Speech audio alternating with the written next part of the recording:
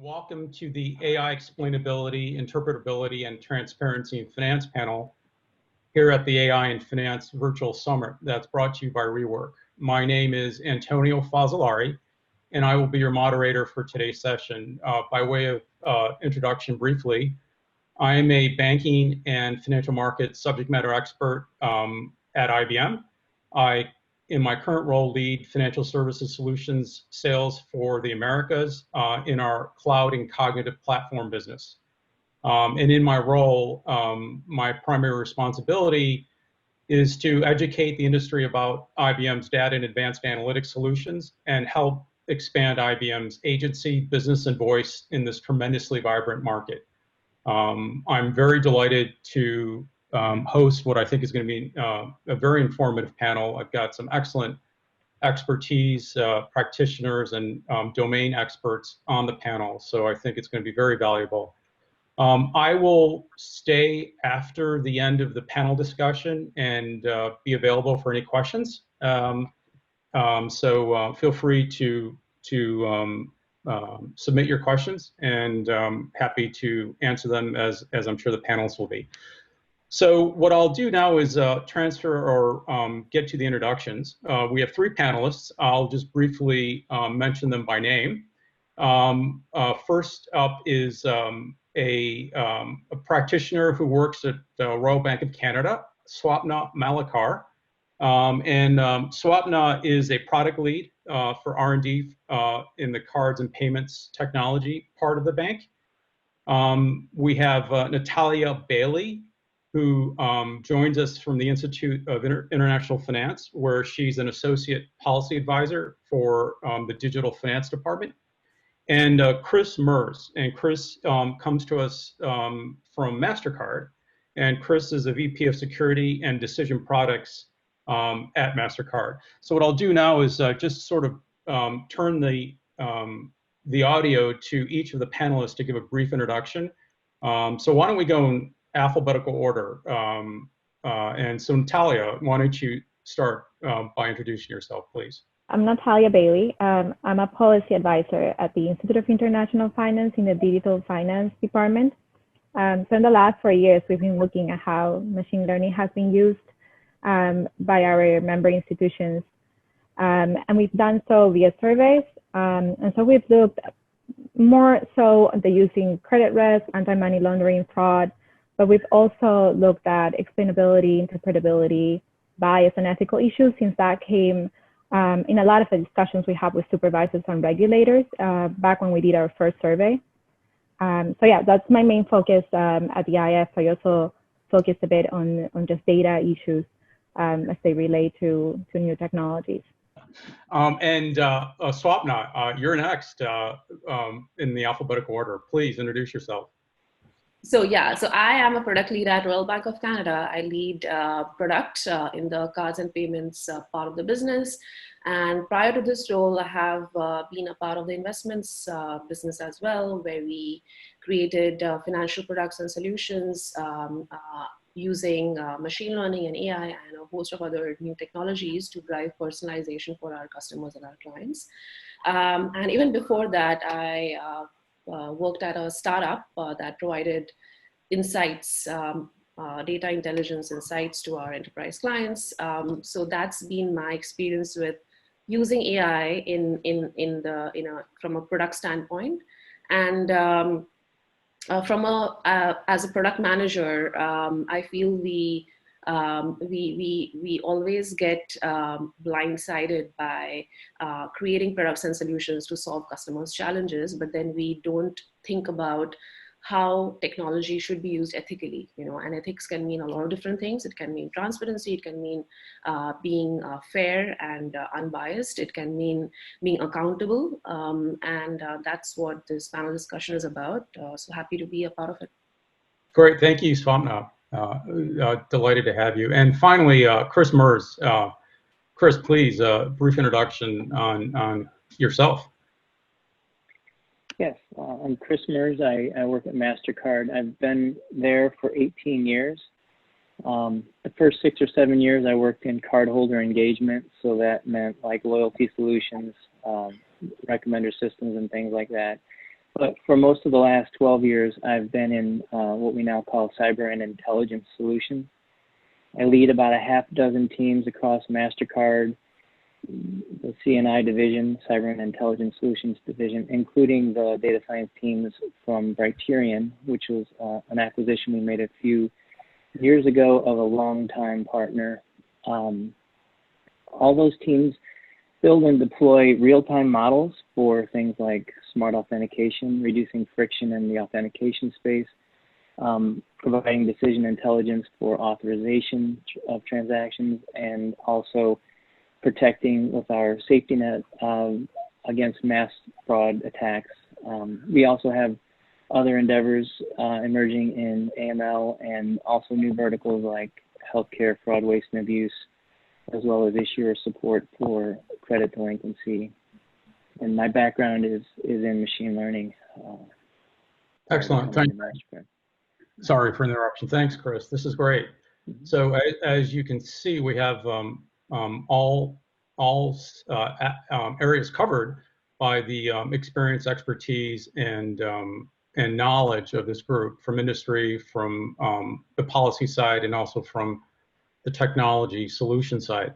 So by way of background, our goal here today is to walk through some of the challenges around AI explainability, and that incorporates the concepts of bias, transparency in data science models. Why that's so important, what the challenges organizations have in these areas in ensuring that their AI is fully explainable and bias-free, and what financial services organizations in particular can do to improve this today, especially given that this is a highly regulated industry. I wanted to offer some perspective to help set up what I know will be an interesting discussion by the panelists. You know, as financial institutions, as well as non-financial institution organizations continue to digitize their business, they're exploring how to infuse automation in the form of AI and other advanced analytics into all aspects of their functional domains, be it product development, customer service, operations, shared services, sales, et cetera. So they're relying increasingly more on algorithmically based models to generate insights and operate business processes through robotic process automation. And that increasingly greater dependency on algorithms requires that the output from these models is trustworthy, and that any bias that enters into the modeling and compromises either the purpose, validity, and or the integrity of the model and its outcomes is identified and addressed. I saw an interesting statistics recently, not actually a fact. According to Gartner, in 2 years, by 2022, 85% of AI projects, 85% will deliver erroneous outcomes due to bias in data algorithms or the teams responsible for managing them. And this is not just a problem for gender inequality, it also undermines the usefulness of AI. So, you know, as with any new technology, the use of AI brings both opportunities as well as risks. And we want to balance those and manage those astutely and purposefully. And, you know, the concepts of undesired bias, black box models, and machine learning have become highly discussed topics, as well as what we've all seen in this domain as a lot of high-profile incidences that have been uncovered by the media. And these incidences of sort of AI that's run afoul resulted in a lot of unintended consequences, as well as PR problems for organizations that were offending through this AI. And it's not a surprise, because I think in my experience, what I'm seeing is that most organizations are doing a good job of training and scoring their models, but I'm seeing far fewer having a continuous feedback loop around deployment, monitoring, evaluation, insight creation, and bias detection. And I think this is key to the maximization of AI as companies accelerate their journey to AI and seek to infuse AI throughout their organization. They need to operationalize the notion of AI, and so that feedback loop is essential, and that's important because that is where the model management and the model validation and accuracy is really exposed. So it's just some thoughts to consider as we head into this discussion. So with that, I'll start with some questions and turn to the panel. So the first question I have is very fundamental. And I think this really sets the stage because I think there can be ambiguity here, which is AI explainability, interpretability, and transparency. You know, what does that mean? And I'd love to get the thoughts by each of the panelists in terms of what do those concepts mean to each of our panelists. So why don't we start with you, Chris, since I ended with you in the introduction. For me and my teams, it all begins with transparency, and then it ends with explainability and interpretability. So if I could elaborate, the two entities we focus on most are the cardholder perspective in the payments industry, and the customer, which by that I mean banks and merchants that will use our system. With respect to the cardholder, we have established clear and simple explanation of data collection, how it's used. We make that available on our website. We give individuals control over their data and let them know that their data, how it's being used, and ultimately how it will benefit them. And now it's a part of what we've called the data responsibility imperative, which is a public commitment to the idea that individuals should have rights around how their data is used for innovation, and in response, ethical enterprises have certain responsibilities to ensure individuals and their rights are honored. So there's that level of transparency. And then when it comes to where our models actually get consumed, that would be at the customer level, and guiding that, tying in with our chief data office and that data responsibility imperative. We have an ever-evolving AI governance process that aligns with that imperative, and also, all along the way for each initiative, we look at things like data availability and quality, use case evaluation. Is the data fit for purpose? Can we remove bias whenever possible? Each one of these uses will have some sort of a scorecard assessment to gauge whether, what the level of risk is, how might we impact large groups of people, how might we impact the individual's rights, and so on. At the very end of this, any given model that we produce has a model governance document, which attempts to address as many of the customer's questions. And in that, we focus on all the usual things of a modeling process. What source data was used? How was it used? How did we go about sampling? What modeling techniques did we use? How do we validate this model? How do we know it will perform well over time? What is the expected performance? How will we monitor it in production continuously? And what's the intended usage for this model? And that's where it gets down to the other two things, explainability and interpretability. For each score, we have a corresponding set of reason codes, and those reason codes help, for each individual case, help an issuer interpret or explain what was driving the model's conclusion there. So that's the whole gamut for us. Excellent. Thanks, Chris. Very interesting. Swapna, I'll turn to you now. Your understanding of those terms. So AI explainability, transparency, and interpretability, I think all of it stems, or it begins from a customer. So a customer is from a banking perspective, we serve our customers, right? It's a highly regulated environment, and from a product perspective, solving a customer challenge is my topmost priority. And And along with that comes the responsibility of an organization or of a bank or of a product manager to be transparent with our customers with how are we using AI or any other technology to help serve them? How are we using the data that we're collecting of them? Or how are we using the data that we already have about them, be it the financial data, the transactional data, or just the demographic information. So that's the transparency aspect of it. We have to be very clear in terms of how are we providing value to our customers and using our technologies in an ethical manner.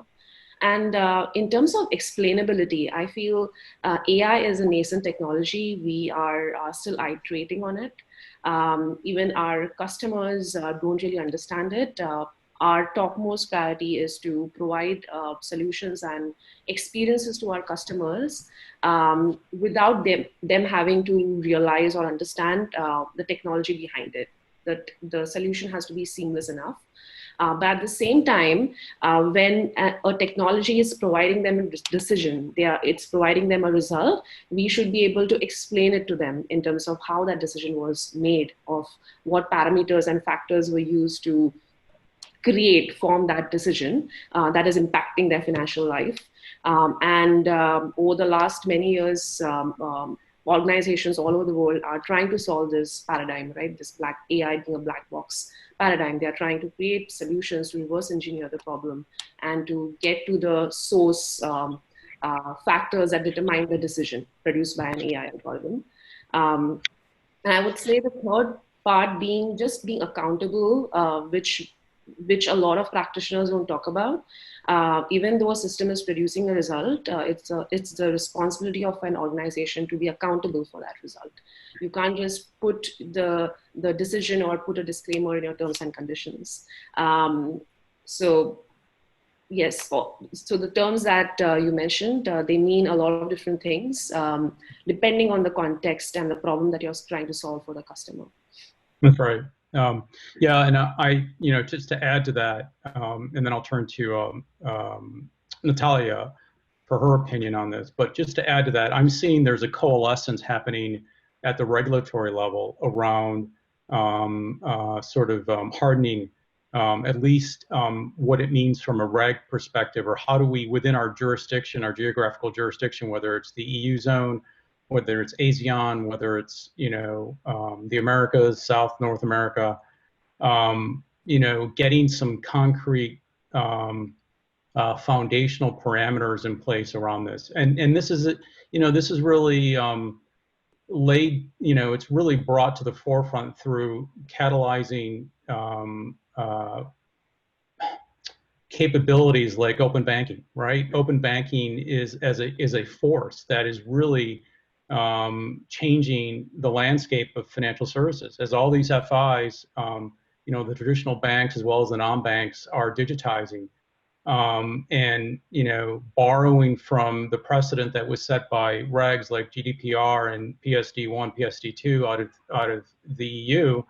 Open banking is becoming a significant, continuing to be very significant need of capability setting for these banks. So I think, I know that in discussions and work I'm doing with FIs in the Americas, there is a keen interest in modernizing and adopting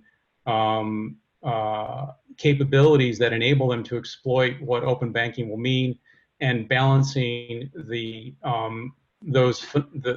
innovation with the sort of customer privacy. So I think there's connectedness here. So that's kind of my perspective on it. But Natalia, this is a good shift to you now from the policy level. What are your thoughts on these three terms? So I think my perspective is it's similar to Chris's and Swapna's, but it's also a little bit different. So I'm not a practitioner. I'm not a data scientist either, but my viewpoint comes from policy. So what we've been doing is really looking at the different financial institutions across the globe that are part of our membership that have been using machine learning. And really the first step was definitions. And as you can guess, there are just so many different definitions for what it means to be, for what explainability means. So what we did was focus on transparency initially. So for us, transparency really consists on making data, features, algorithms, training methods available for external inspection. A lot of our work involves talking to regulators and supervisors about what the industry is doing. And then if I think about explainability, I think that's a term that it really depends on what financial institution you're talking to, but I feel it has like a heavy connotation to it, and it can mean very diverse things, especially if you start looking at the technical descriptions of what explainable models can mean. So a lot of what we try to do was to step away from explainability as a term and look more at interpretability. And for us, interpretability is synonymous with really at the basic level, understanding how a model works. And I guess if you see it with understandable models are typically more transparent, and incomprehensible models like the so-called black boxes are just those. And interpretability for us is really just having the human understanding of the choices that the models are taking in their decision-making process. So when we talk to supervisors and regulators, for us, a model that is explainable or interpretable is when its internal behavior can be understood by humans, and when the justifications can be provided for the main factors that are leading to whatever outputs you're having. So it is a little bit similar to Chris. It does begin with transparency, and it ends with interpretability and explainability.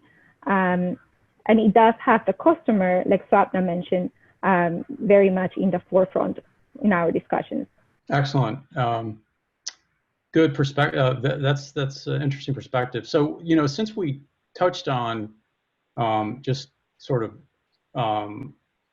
lightly the regulatory aspect of this, I'd like to jump into that now and stay with you, Natalia, and sort of what are the regulators? What are you seeing in your role at the IAF in terms of what's top of mind for the regulators, and where do you see things changing or shifting as AI becomes more prevalent in all aspects of commerce and how people are interrelating privately and publicly, et cetera.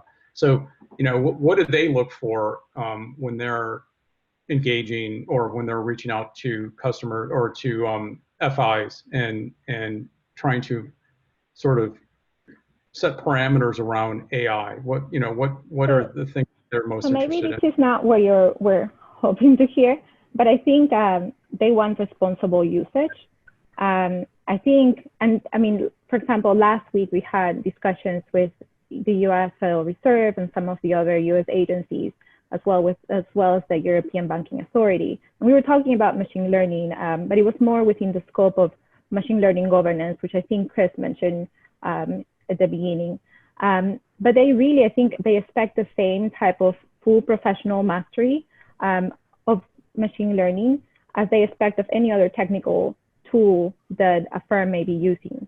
And so if I think about the most recent discussion, there was a discussion about what it means to be a machine, what is machine learning versus what is not machine learning. And as you know, it varies with firms. So they have different naming conventions. There are things like even some multiple regressions may be considered machine learning by some firms, where other firms will say that's not it.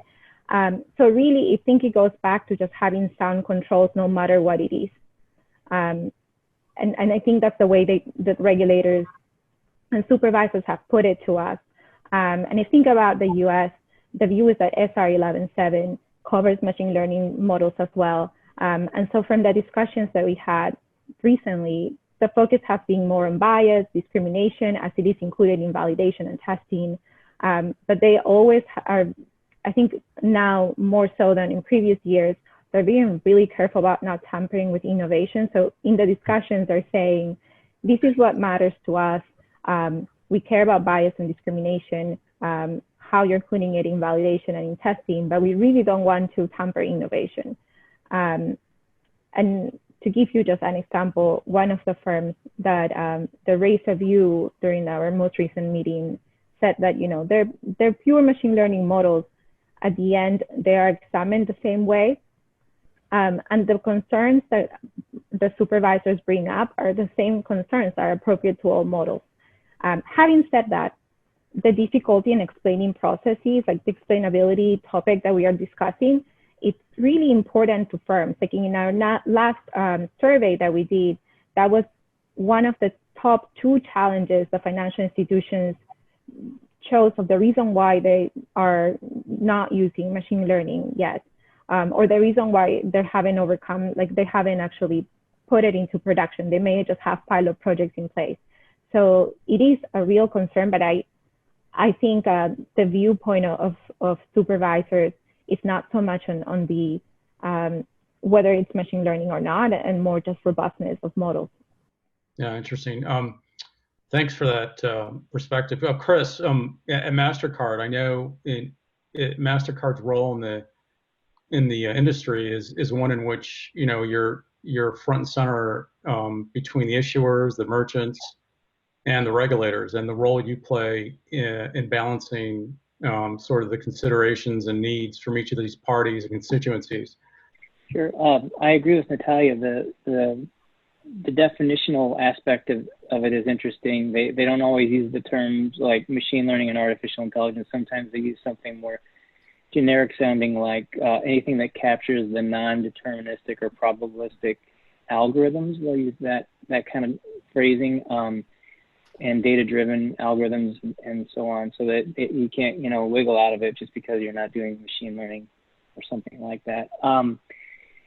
In building on that, the 2 biggest things that I see regulators concerned with, they tend to be regionally focused. As you know, GDPR and PSD2 are EU related. The ECOA in the United States is around protecting classes like age, gender, income.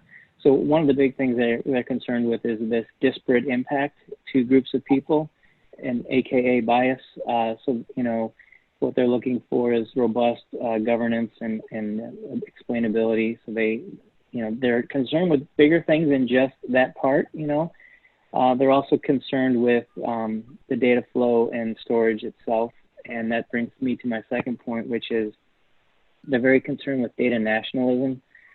So different countries that we have to deal with have emerging on-soil requirements like India, Russia, China, and so on. That poses a big challenge as well, and we can get into that later. But that's another thing they're focused on is nationalism, and the way we address that is with our governance processes, and also being a standards-based industry, we try to factor in those regulators'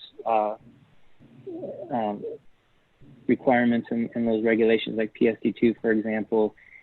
We evolved our EMV 3DS messaging with the collection of players in the industry on the payment space. The new specification for 3DS was meant to address a number of the concerns in PSD2, and it's now actually considered a recommended approach to the PSD2 requirements. So those are the 2 things: data nationalism and disparate impact. Interesting. Thank you. Swapna, on the banking side, what are your thoughts? What are you seeing? I mean, in your role in product dev and innovation on the payment side, I wouldn't imagine you're directly interfacing with the regulators, but you might. And do you have what are your thoughts on what interests the regulators around this? Yeah, no, I guess first of all, it depends on the context, right? So it depends on the intensity or the criticality of the problem that you're trying to solve. There are multiple projects that go on in parallel. If a project is going to impact, as I said previously, the financial life of or a financial decision is going to impact the life of a customer, I guess that would create a lot more scrutiny than any other kind of a challenge, maybe a experience kind of a challenge that we're trying to solve for an end user. But that being said, it all starts from data. Whenever we speak to either our regulators or our internal risk compliance team, it starts with data, because that's what feeds the AI or machine learning engine. So how the data is being collected, are there consents in place that will help users understand what they are getting into? How is the data being used? Is the data diverse enough to create transparency and fairness in the algorithms? And secondly, because we are operating in this financial domain, the accuracy of the results also matters. So is the result created by the AI algorithm accurate enough, or is there a range of accuracy that we have to show or display to the user in a way that is understandable to them?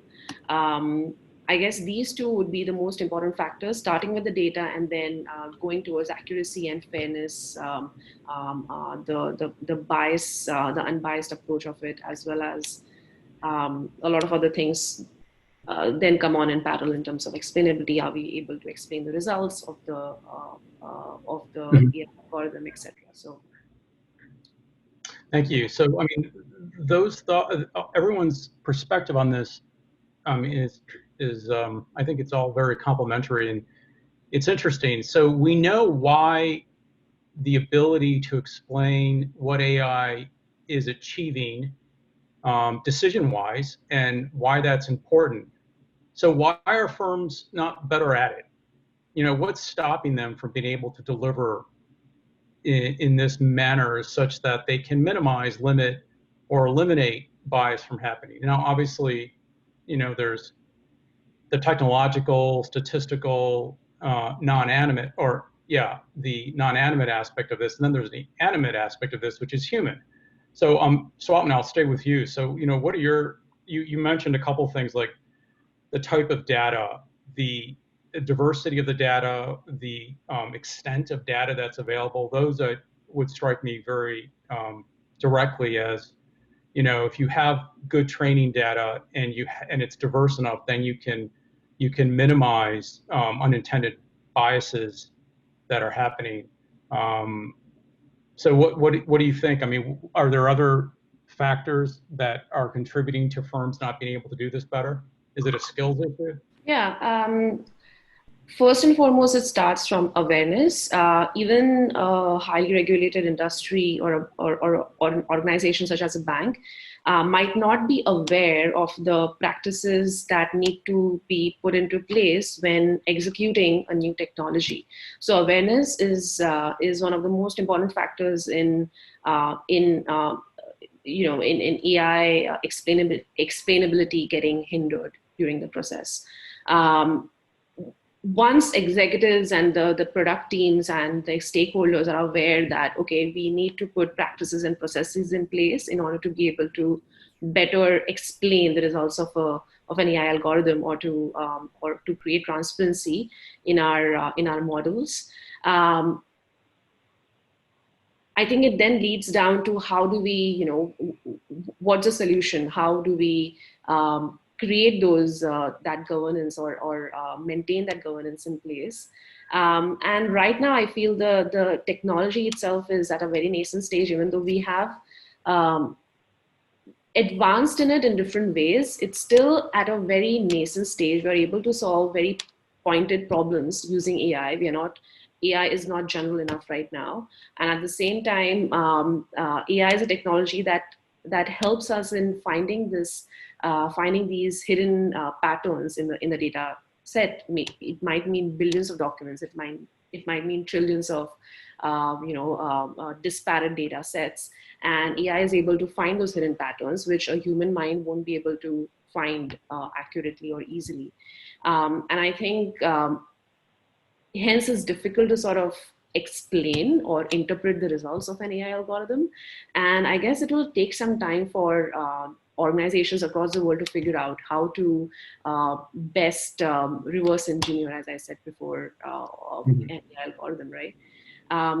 So I feel the barriers to explainability and interpretability or transparency even, I think they are still a work in progress.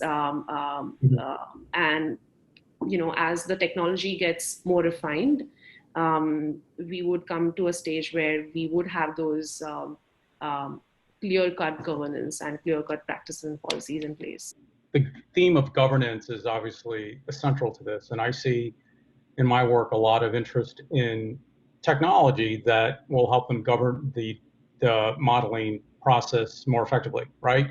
It's a work in progress, the sort of governance aspect, but I know in my work at IBM, we're doing tremendous amount of work at strengthening the governance capabilities for FIs through the application of smart technology. We use products from Watson that does this, as well as some research, IBM research capability, and there's a lot of interest in this area.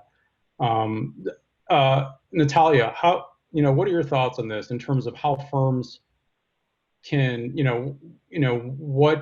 what's causing this problem, or why does this problem exist in firms, and what can they do to combat it? I guess I see it both like external and internal barriers. So if I think about the external barriers, I think that is really the supervisory consent to use new processes, or not necessarily consent, but more so the understanding of financial institutions that they can go ahead and start using new technologies.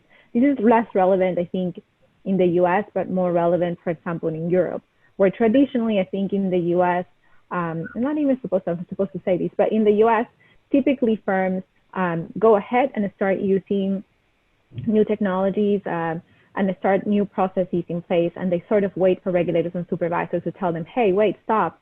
And in Europe, there is this historical way of thinking where they have been told to advance and then they move forward. And so I think that's part of it. And in our discussions with different members across the globe, that has become very clear. So that's one thing. The second thing that is also external is that I think supervisors have upscale and regulators have upscale on their own understanding of machine learning and AI, as they see that these have become more like not status quo, but just more relevant. And so they're now asking more relevant questions than they were before. And I don't necessarily think that is a barrier. It is a hurdle that they have to overcome. But I see that as something positive. It's much better than a supervisor and a regulator telling them, hey, don't use it because I don't get it. So I think those, for me, are the external ones. And then if I think about the internal ones, and moving away, I guess, from like the supervisory sentiment or just like the points that Swapna brought about explainability, I think this also goes back to when we asked them what was the challenge, and it's not necessarily related to machine learning per se, but it is very impactful, and that is the IT infrastructure. And it's very much linked with like the data quality and the existing legacy systems, the mergers and acquisitions, the multiple data formats and silos that already exist in firms. And I mentioned it's not really machine learning specific, but it has a huge impact. And the second one, and I think you alluded to this when you were introducing this question, is the difficulties of retaining and hiring talent. And I think when we did the survey 3 years ago, hiring talent was a hurdle. Now retaining talent seems to be more of a challenge than hiring. So yes, you're able to get these, wonderful data scientists that are part of your team, but then they don't want to stay. They see, when we have heard that they see it as like the 2 years working for a financial institution such as a bank or an insurer are times that they're just not on that learning curve that they would have gotten if they were working at a more tech type of firm. And even one, and I like to say this because it's just, it's a good example. One of the big American executives pointed out that finding somebody that knows machine learning, that knows finance and knows coding and wants to stay is like finding a unicorn. So it is one of the main challenges that they see. And that is outside of explainability and the supervisory sentiment, which are seen as challenges, but they are seen as something that can be overcome. Yes, you can eventually become really good at being able to interpret the models that you have in place once they're put into production. And supervisors will upscale and they'll eventually learn about it and be able to, and I think in some regions and some countries are already getting to that point. But the IT infrastructure issues continue to, and it's not really something that you think, oh, like a bigger firm would have overcome these already and a smaller firm would be the firm that is having those challenges. Sometimes it's the other way around, because sometimes that bigger firm has had more mergers and acquisitions and has more data quality or data issues than a smaller firm would. Yeah, yeah, interesting. Just real quick perspective on that, and then I'll turn it to Chris for his thoughts. But your first point around sort of the perception or the understanding by the regulators, I kind of liken that to what I was doing work in the blockchain area. A couple years, I was part of our innovation around cross-border payments and applying blockchain to innovate cross-border payments through the use of digital currency as an alternative to fiat currency. And as you can imagine, blockchain is a relatively new technology, and so sort of engaging with the regulators around the world, and some of which in these monetary authorities are sort of further along in this area of thinking and solidifying policies around it than others. But it's interesting that I think there's a lot of certainly a couple years ago there was more sort of gaining a clear understanding of what this technology is and how it's affecting that part of the industry, in this case international payments. Then today there's a tremendous amount of knowledge in it, and obviously you hear about central banks moving forward in plans for their own central bank digital currency. So I think similarly with AI, I think there's a lot of maturation, evolution that's happened, which is, I think, to the benefit of the goodness of the industry.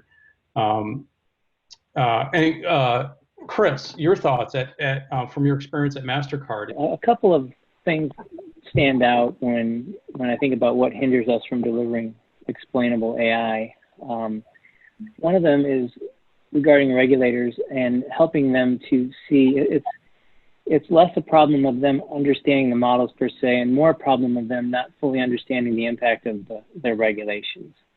So I mentioned data nationalism before and on-soil requirements. That can have a couple of challenges. If data has to remain on soil and modeling has to be done on soil, then that becomes very expensive for providers of those services to now establish data centers and teams that can be there for the modeling.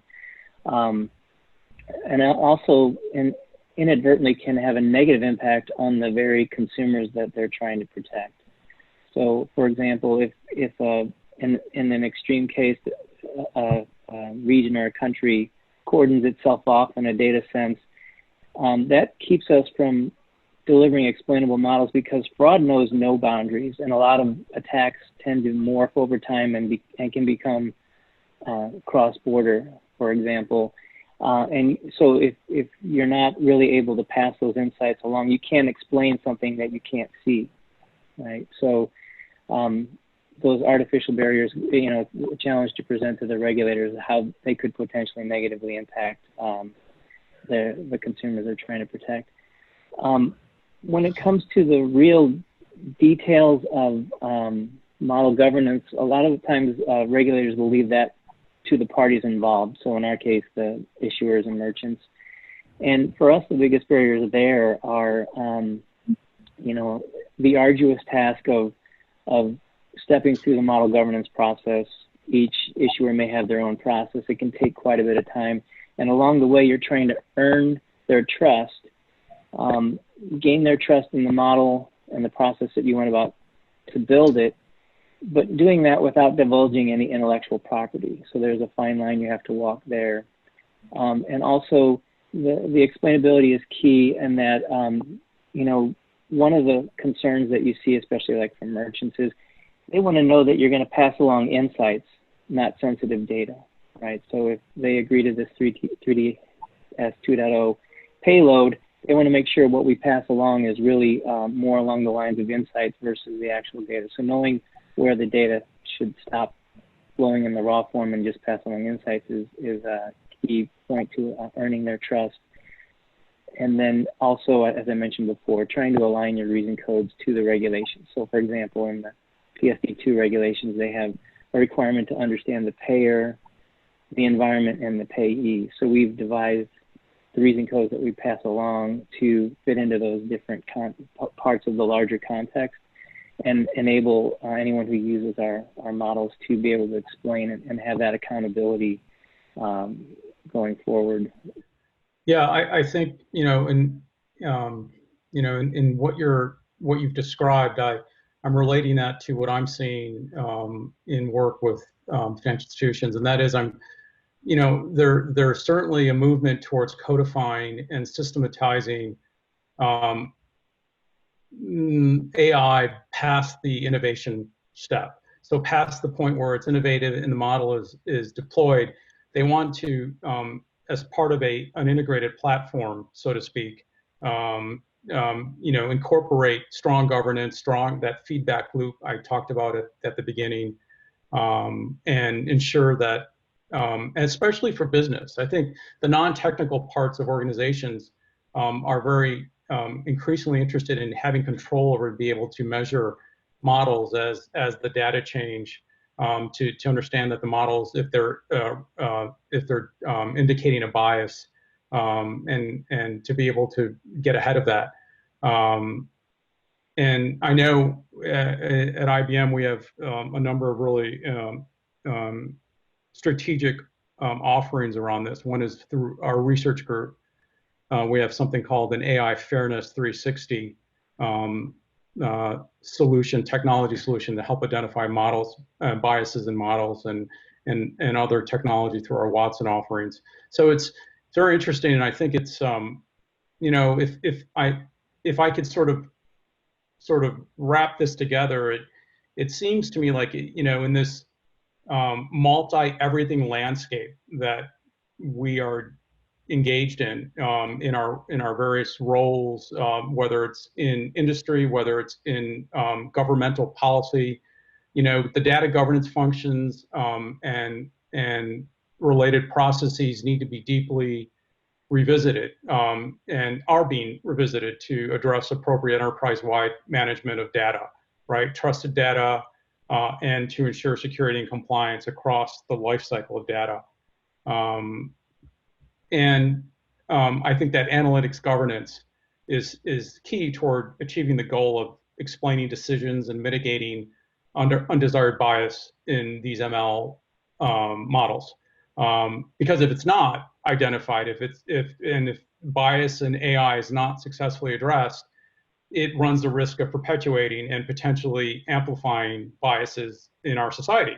I think we need to, all of us have a responsibility to strive to prevent that bias cycle from emerging, in which bias in AI leads to more bias in AI. So I think all of this is interesting perspective, and I think gives us more ideas and ways to, in our own organizations, see how we can be more involved in the responsible application of AI. I see, we're just about out of time here, and before we get to the Q&A, just wanted to ask any of the panelists if you have any closing comments or thoughts you wanted to leave the session with. I think Swapna made this point before, and also Chris. I think the use case is extremely important, and when it involves humans and customers, the criticality of explainability becomes more important, or interpretability models become more important. And if I have to think about one thing that supervisors and regulators care, is like conceptual soundness. And so it goes back to what others were saying about identifying where and how biases and inaccuracies are present, and reviewing those key assumptions and limitations, and in assessing the applicability of the models to the models that are in scope. So I think that's really important. And then the second thing that's also mentioned a lot was data use. I think it's extremely important to understand what data is being used, if it should be used, and assessing the potential risk that arise for the use of that data. So that really means that, knowing where that data came from, how it was collected, how it was moved within the institution, and its accuracy. And I think both Swapna and Chris mentioned these, but if I have to have some closing remarks, that'll probably be it. Yeah, and Talia, I couldn't agree more. I think we're seeing as well the data science process involves a lot of different personas. Whether you're the data scientist, the data engineer, the data analyst, the business analyst, and so having that the sort of integration across these functional areas and ensuring seamlessness in terms of the data and how the data feeds the models and as the data is changing, I think is essential. And so that's sort of integrated capability and the underlying technology to support what should be an integrated process is an important consideration. Thank you. So, Swapna, any thoughts? Two very quick points. One is transparency and ethical use of AI would come to by having, we say privacy by design, but in this case, it would be AI explainability and transparency by design in a way, right from the start of the project or right from the start of any kind of capability that you're building or any kind of product that you're building. So diverse sets of stakeholders need to be involved right from the start. Your regulators, your risk compliance and security partners have to be involved right from the start in order to better understand the journey and the solution that you're building for your customers. And those AI practices have to be inculcated right from the beginning as well, and not pushed to the end when you create a solution and then you think, how can we make it more explainable in a way, or transparent in a way. And the second point would be to create a more fair AI or a more ethical AI. It's necessary to have diverse and an all-inclusive data set, but also a very diverse and all-inclusive employee set as well. So your data scientists have to hopefully have to be from different backgrounds and different ethnicities and different genders, so that their thought processes, their feedback can make the algorithm and the model more fair and unbiased. Interesting. Yeah, that last point. I think I don't know. I remember statistics that I see and I read in the industry media. I think what I read recently was, if I'm not mistaken, two of the large tech platform companies out west have a very, very small number of technical roles that are held by employees with darker skin color. I think it's like 2%. And women account for only like 20 or so % of all AI professionals globally. So you're right, to your last point. I think clearly diversity in ethnicity, diversity in gender on the data science team is clearly an important essential aspect of ensuring that bias is minimized or mitigated. Thank you, Swapni. Chris, any closing thoughts? I guess if I could say one thing, it's don't go it alone. Leverage your resources. In our case, it's resources, data strategists from our Chief Data Officer's division. Engage them all the way through the development of a model and a product. And the reason I say that is they have regular contact with regulators. They have regular contact with the rest of the company using your data. They can identify pitfalls. They can be aware of biases that you might not have thought of. And they can help you evaluate the process all along the way with privacy by design principles and scorecards and things like I mentioned before. Yeah, and that. Well, look, I'm not going to give a sort of a pitch for IBM, but I have to tell you, to Chris's point, not going it alone. Reach out. I mean, there's so much expertise at IBM. I know and I see, and I'm so impressed every day with the folks globally in my company that are experts in all aspects of data and AI. And so, reach out. We're very keen to help, and we do a lot of work in a sort of